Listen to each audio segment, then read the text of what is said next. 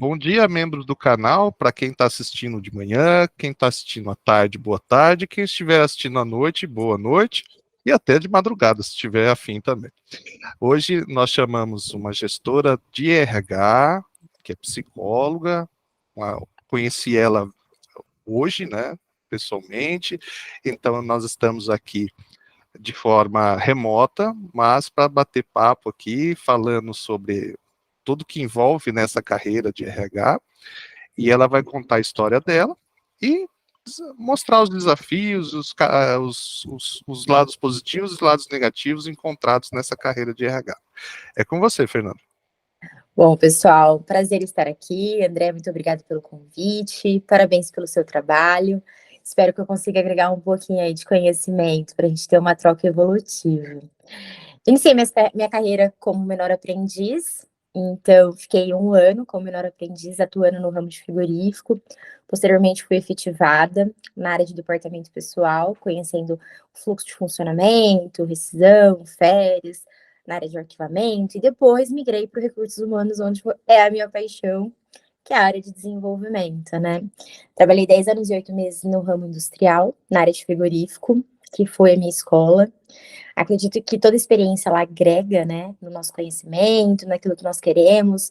A minha formação foi baseada pela necessidade da empresa, necessidade que eu me encontrava. Então, hoje eu sou muito feliz em ser psicóloga organizacional, também sou psicóloga clínica, atuo nessas duas áreas. Sou formada também pós-graduada em gestão estratégica de pessoas. Iniciei gestão de projetos, mas migrei para BPRH, porque é o que fazia mais sentido para a minha experiência, para aquilo que eu almejo, para as minhas ascensões aí do futuro. E paralelo a isso, quando eu saí do frigorífico, eu tive a oportunidade de trabalhar na KS2, que é uma empresa de consultoria, que a gente atua tanto no ramo de tecnologia quanto no de gente de gestão.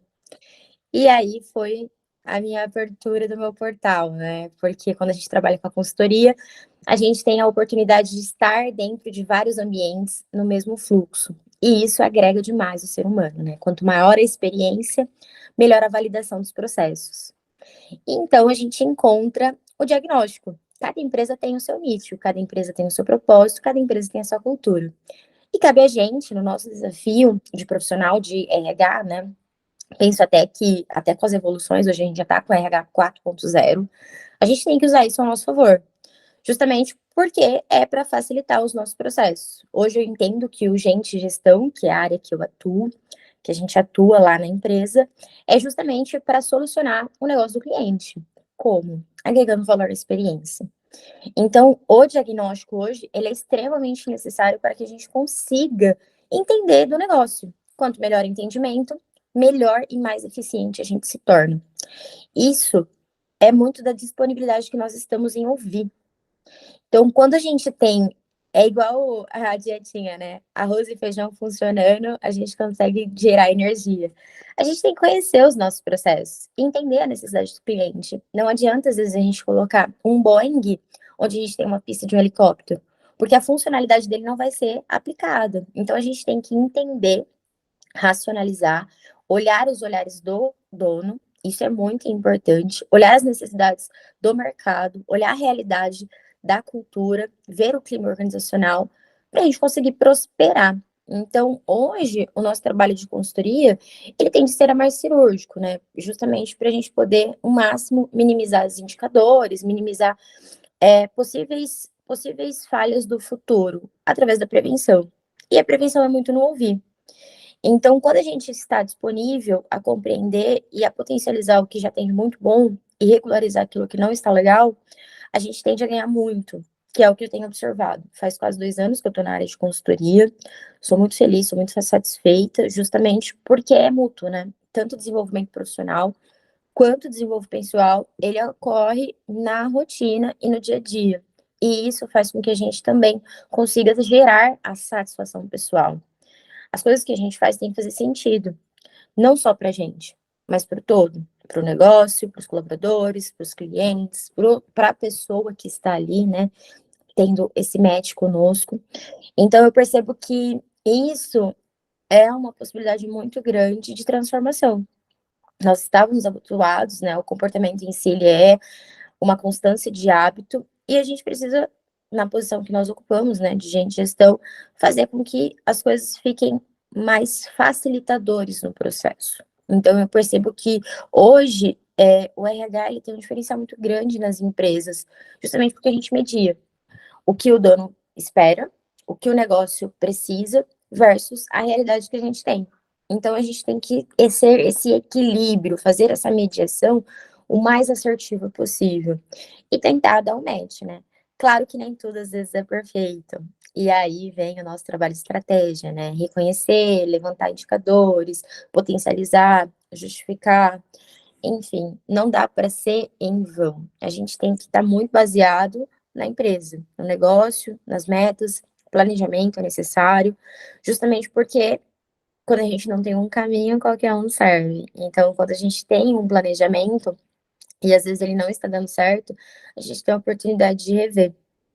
Então, como que eu faço esse acompanhamento, né? Através da mentoria. Então, a mentoria, André, hoje eu vejo um trabalho com muito valor, justamente porque a gente trabalha o indivíduo, os ideais do indivíduo. E quando o mindset ele está focado a algo, a gente consegue transformar essa visão mais analítica para uma visão sistêmica e precavida, né? Então, ao invés de a gente agir de forma interventiva, a gente consegue prevenir para nos poupar de possíveis situações e até mesmo gerar uma qualidade, uma satisfação de vida pessoal. Digo isso porque nós somos uns seres humanos, né? Então, além de tudo isso, tem as nossas emoções. Então, quando a gente consegue cuidar de uma forma mais planejada, o resultado ele tende a ser gerado com mais satisfação e qualidade.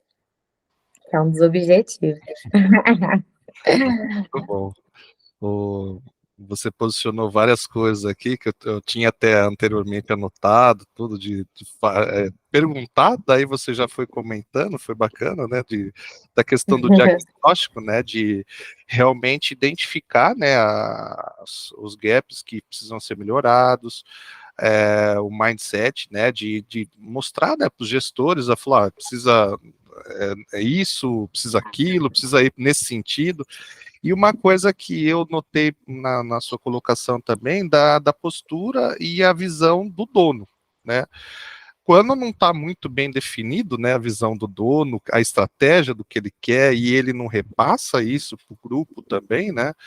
Principalmente quando é uma empresa familiar, tal, que ainda não tem muito bem definidas essas estruturas, aí acaba se perdendo, né, no caminho aí, entre sair do dono, os gestores de alto escalão, depois os gestores táticos ali, tudo isso acaba se perdendo, né, dentro da estrutura.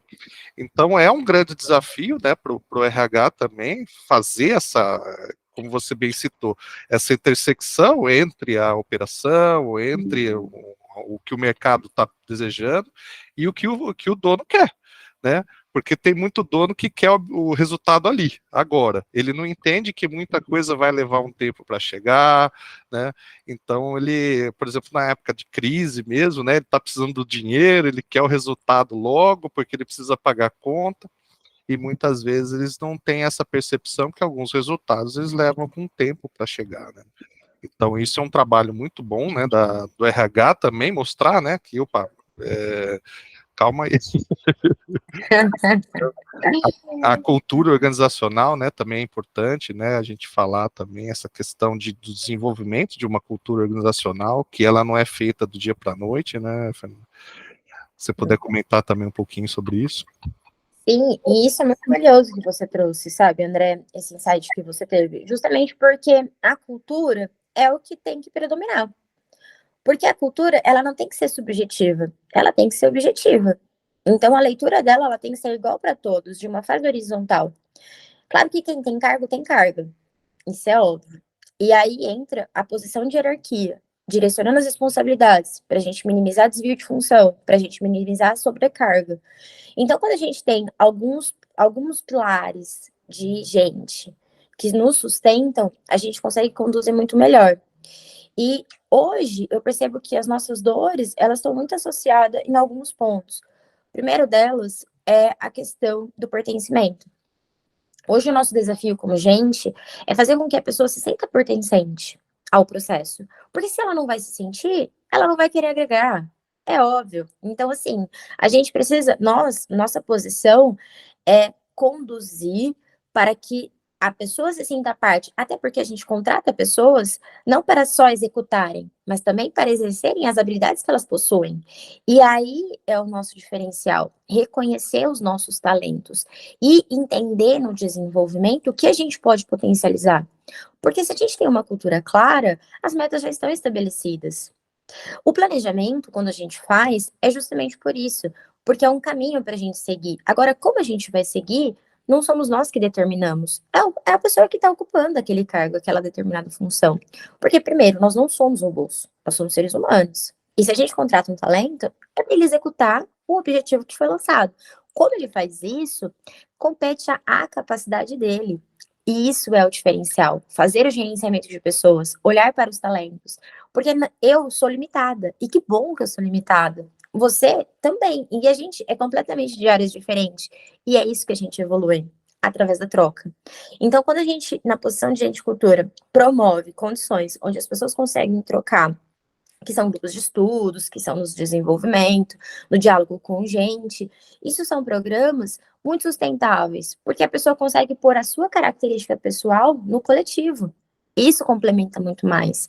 O ano passado, após pandemia, a gente tem dito muito sobre o salário emocional. E hoje eu percebo que o salário emocional já não é mais um querer, é uma necessidade. Não adianta a gente ganhar muito dinheiro se a gente não está feliz, porque a produtividade vai cair, a criatividade vai diminuir. Então, quando a gente tem uma cultura organizacional, e não é porque a cultura foi criada que ela só vai existir e as coisas não passam de mágica vão acontecer. É manutenção. Tudo que a gente tem hoje na vida precisa de manutenção. Um carro, comprei meu carro. Ah, legal. Se eu não pôr gasolina, ele não vai andar. Se eu não levar no mecânico, ele não vai funcionar 100% se eu tiver com algum problema. Então, hoje, a gente ter um departamento que promove, que conduz, que condiciona melhor e estar preparados a isso, né? As divergências que a gente pode surgir, porque problema, ele não também nos planeja. O problema, ele acontece. Então, a gente estruturando a capacidade do ser humano de ser aquilo e gerenciar pessoas, eu acredito muito nesse resultado. Até porque processos e pessoas, só processo não existe, só pessoas também não. Então a gente precisa fazer esse match de uma forma mais assertiva. E é através do diálogo. Eu potencializo muito diálogo e processo. Eu gosto de Isso faz fazer. sentido? Oi? Isso faz sentido, André? Você que é Claro, da área da indústria aí, claro que sim. consultoria. Eu gosto de fazer uma analogia, né, como você bem citou.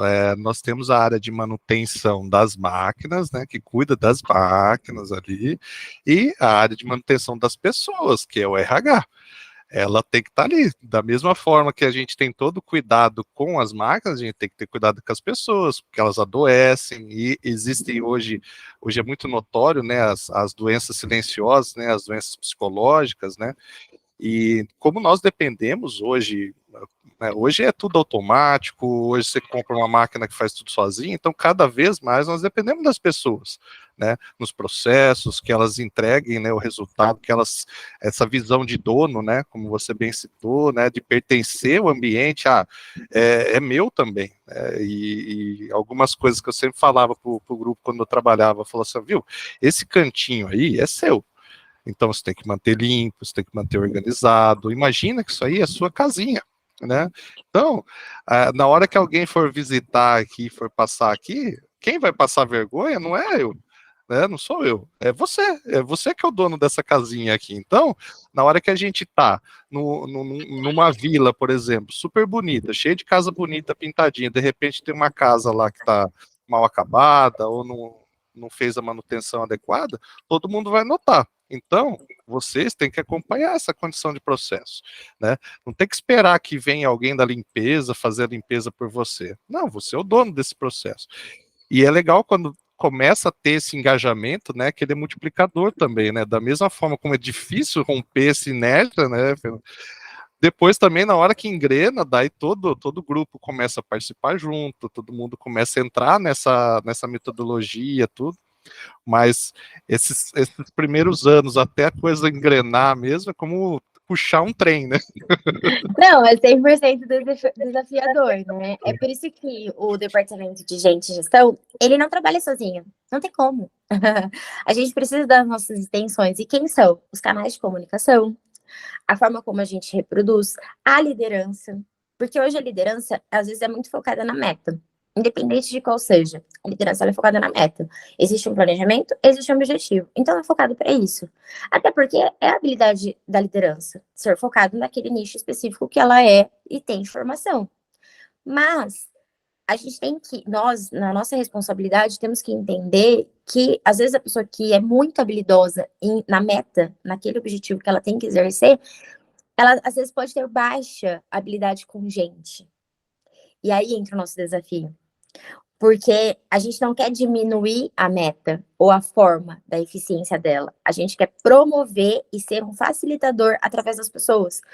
Então, quando o recursos humanos, né, que era antigamente, é o RH 1.0, basicamente, ele não é mais um recurso, né? Ele é um facilitador. Então, para além de tudo isso, como você trouxe, né, a questão emocional, e até por ser psicóloga, o ser humano, ele tem emoção. E emoção é algo que a gente não tem controle. O que a gente tem controle é sobre sentimento. Então, nós precisamos capacitar o emocional. Temos hoje temas interessantíssimos para ser trabalhado. Posso trazer como exemplo a inteligência emocional. A gente não tem um catálogo hoje no processo produtivo. Ah, tem que ter inteligência emocional, mas como é que ensina? Então a gente vai fazendo essa manutenção, né? A gente vai fazendo essa mentoria, vai fazendo essa capacitação de pessoas, vai promovendo através da orientação, da troca. Eu gosto muito, André, muito. Eu sou muito a favor da troca, porque a troca evolui. Quando a gente passa a ensinar, a gente tem que ter tido muito conhecimento. Então, isso é o pertencimento. Quando não fica só um diálogo, onde só uma pessoa fala, ou uma entrevista, né, de pergunta e resposta. É uma troca. Então, eu faço isso na minha vida e acredito muito nisso. Os estudos vêm comprovando isso, porque a saúde emocional importa. Não tem como. A ansiedade é a antecipação do futuro. Então, quando a gente fala de meta, a gente está falando presente, a gente está falando de futuro. Só que o processo, ele é muito mais importante, porque o resultado é uma consequência. E é esse mindset que a gente traz, que o processo é mais importante que o resultado. Quando eu digo isso para a diretoria, eles olham e falam, Fernanda, tá tudo bem? E eu digo sim, porque, veja só, o resultado é consequência. Se o processo estiver bem feito, a gente minimiza retrabalho, a gente minimiza a frustração, a gente minimiza expectativas criadas e frustradas. Então, assim, eu potencializo muito o processo. O resultado é como se o RH ou o gente de gestão, ele estivesse tanto nos bastidores, cuidando de todos esses protocolos, quanto na plateia, quando o resultado chega. E isso também é importante. O RH entender qual é o seu papel, entender os pilares, entender a necessidade, entender o que o clima organizacional está dizendo. Não, realmente, fazendo certo da primeira vez é bem mais fácil, né? E se tiver todo mundo engajado nesse processo, estiver trabalhando, né, em conjunto, tudo, né, como você bem citou, acho que a questão da comunicação também é muito importante, né? A gente tem muito esses entraves ainda, né, principalmente quando tem diferença de gerações, né? Hoje a gente vive isso também. A nova geração é uma geração mais, né, que é imediatista, que quer os resultados mais rápido, tal. Eles não aguardam, não tem aquela percepção de falar, poxa, eu vou crescendo na empresa, tal.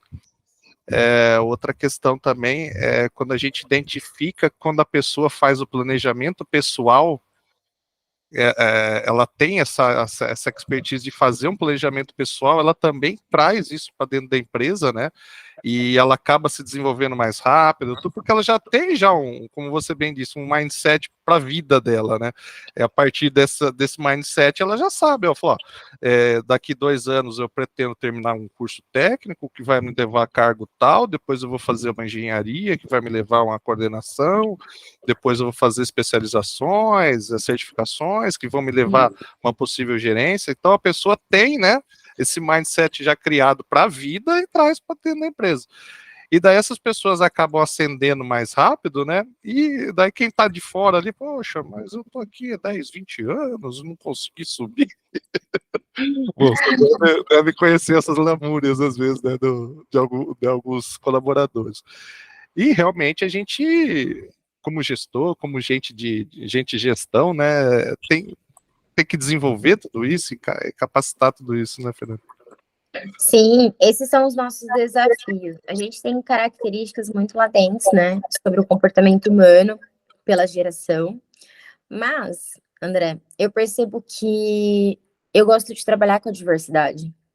Eu vejo a diversidade extremamente necessária, porque se a gente tem o mesmo grupo de pessoas com a mesma idade, com o mesmo gênero e com o mesmo pensamento, como a gente pode fazer diferente?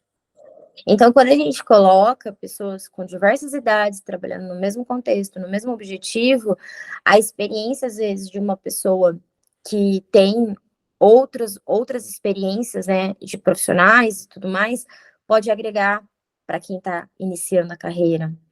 E aí cabe muito ao ser humano ser disponível a ouvir, que aí são habilidades de características pessoais.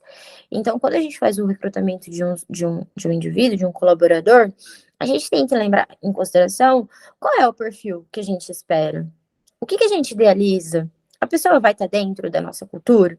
Então, isso é muito importante, porque quando a gente destoa muito, a gente tem duas questões: o conflito, e aí isso pode desencadear um time engajado, ou fazer com que as habilidades que o próprio colaborador apresentou seja eficiente para o negócio. Esses são os desafios. Mudar um ser humano a gente nunca vai conseguir, e nem é o nosso objetivo, justamente porque a gente apoia a diversidade. Mas fazer com que o todo, por exemplo, o imediatismo versus o perfeccionista, qual é a chance disso dar certo? Baixíssima, porque um quer para ontem, o outro quer fazer o mais correto possível. Então a gente tenta potencializar o como. Como a gente pode juntar as duas habilidades e fazer com que esteja bom para os dois lados? Esses são os nossos desafios. O desafio que eu percebo hoje é, eu tenho uma das empresas que eu atuo como consultoria, a gente trabalha 85% no modelo PJ. Então, o autogerenciamento, ele deve se fazer presente. Mas ninguém ensinou a cuidar da própria empresa, a ser dono do próprio negócio, a como a gente faz o fluxo, justamente porque a gente tem níveis de experiência, níveis de prestação.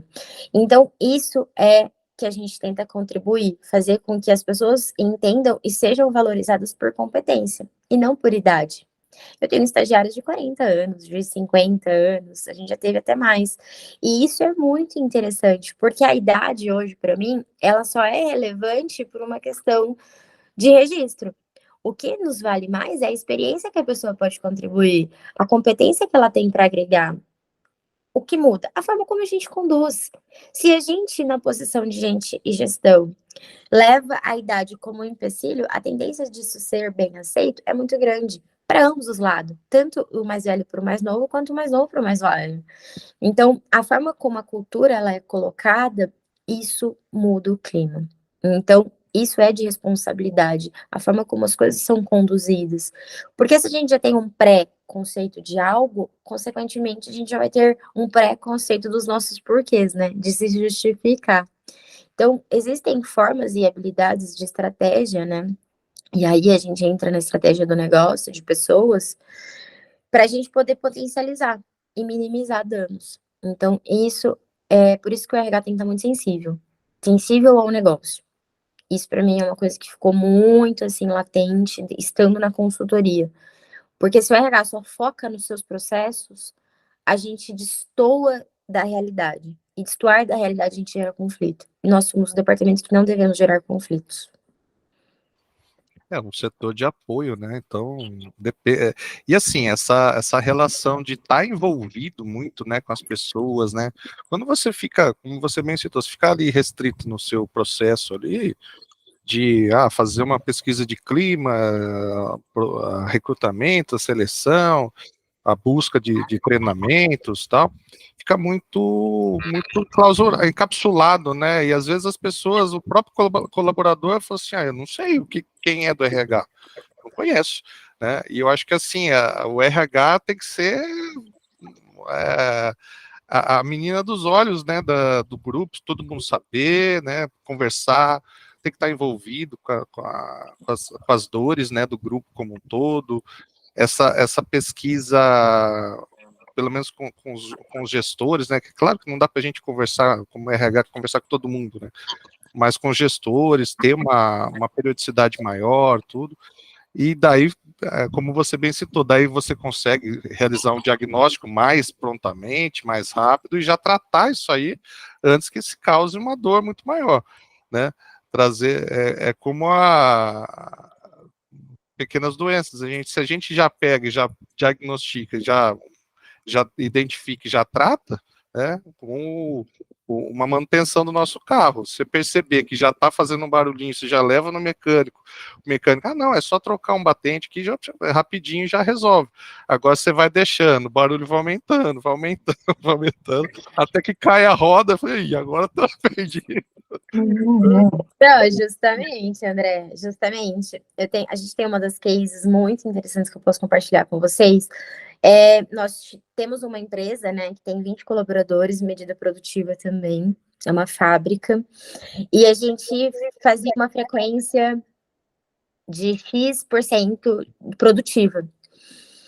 E com a habilidade de reconhecer os talentos, reconhecer as maiores habilidades que as pessoas do grupo tinham e colocar elas no lugar certo para fazer aquilo que gostam, as pessoas, além de estarem mais motivadas, a gente usar os talentos para potencializar o negócio, a gente teve um aumento de 40% sem aumento de headcount na produtividade.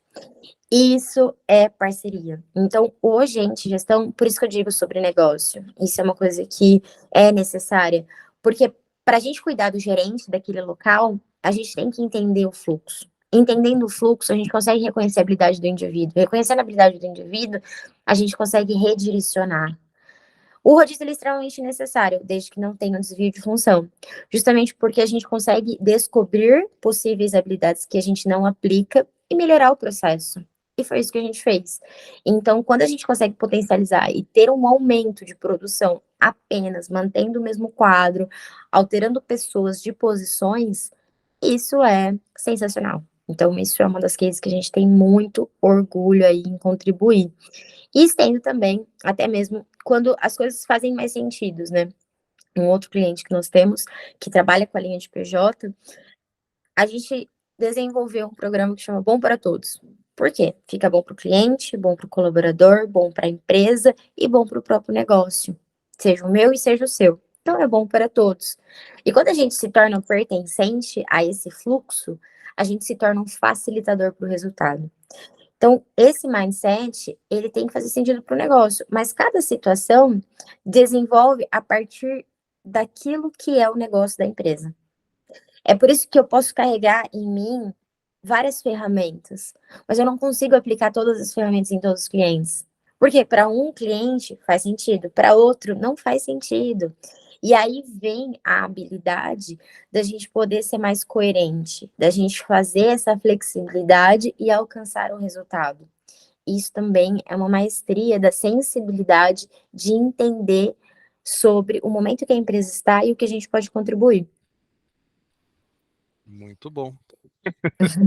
É uma grande experiência, grandes resultados, como você bem citou, de acompanhar todo esse processo, né, e a sensação de dono, compromisso, de estar integrado, né, o grupo, tá todo mundo envolvido, o processo de ganha-ganha, né, eu até brinco com o pessoal que eu faço os bate-papos, claro, é relação à filosofia do ganha-ganha, onde todo mundo está ganhando, todo mundo está comprometido, todo mundo está envolvido, né, e acaba o resultado saindo naturalmente, né. Quando você chega numa empresa, prestar uma consultoria, você chega no lugar, você já percebe que tem uma competição desleal dentro da própria empresa, você, puxa, tá, a gente precisa consertar isso aqui primeiro, para depois consertar o todo, né? Tem muito. O absenteísmo grita primeiro, viu, André? Então, E aí, na baixa produtividade, vem outros indicadores aí que ficam mais sensíveis, né? Então, a gente tem algumas ferramentas, por exemplo, uma que é, quando eu tinha brincado no começo, não, arroz e feijão, a entrevista de desligamento, ela é extremamente necessária, Justamente porque é o termômetro de como a empresa está. O clima organizacional, ele é importante, justamente porque a gente entende como está o hoje. Mas a entrevista de desligamento, ela é essencial para a gente poder ter a melhoria contínua daquilo que a gente entende como bom ou não. E às vezes tem coisas que nem chegam para nós. Então, a gente ter ferramentas que são apoios nossos para as estratégias é o que a gente tem que usar. E apresentar, sabe? Porque quando a gente retém a informação, como a gente quer mudança? Esse é o primeiro ponto. Se a gente está retendo a informação do colaborador, do gestor, do diretor, como a gente quer mudar? A tendência é pulverizar. Então, se uma coisa está muito boa, pulveriza. Se uma coisa está muito ruim, pulveriza também. Porque as pessoas têm comunicação. E mesmo se as pessoas não verbalizam, é comportamento, como eu te falei. Falta, desligamento. E por aí vai. E doenças também, afastamento. Então, assim, a gente precisa estar sensível para o negócio e entender quais são as necessidades, o que a empresa pode contribuir. Por isso que a história do ganha-ganha faz muito sentido, André. Porque o que a gente pode fazer? O que é bom? O que é bom? O que é bom para você? Ah, bom para mim é isso, isso e isso. Então tá bom. O que a empresa pode fazer diante do que é bom? E aí a gente ressignifica aí o comportamento dentro do processo. É uma coisa bacana que eu gostei que você falou da relação do salário emocional, né, Fernando? Hoje, muitas vezes, né, principalmente quando a gente vai alavancando, né, na carreira, tudo, chega um ponto que você já está estabilizado, você já tem lá, como diz o Afonso Padilha, meus filhos estão tudo criados, já, né?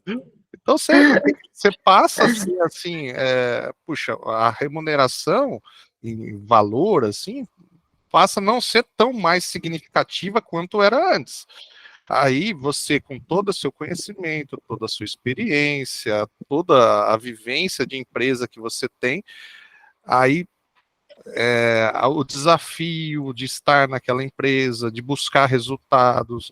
Ah, será que eu consigo tirar mais dessa empresa? Então, tudo isso envolve esse processo emocional, né? E onde você bem citou, o salário emocional, né? O que nos prende, né, nessa condição, o que nos traz a vontade de levantar, de fazer mais e entregar mais resultado também, né? E isso aí, no crescer da carreira, acontece muito isso, né, Fernando?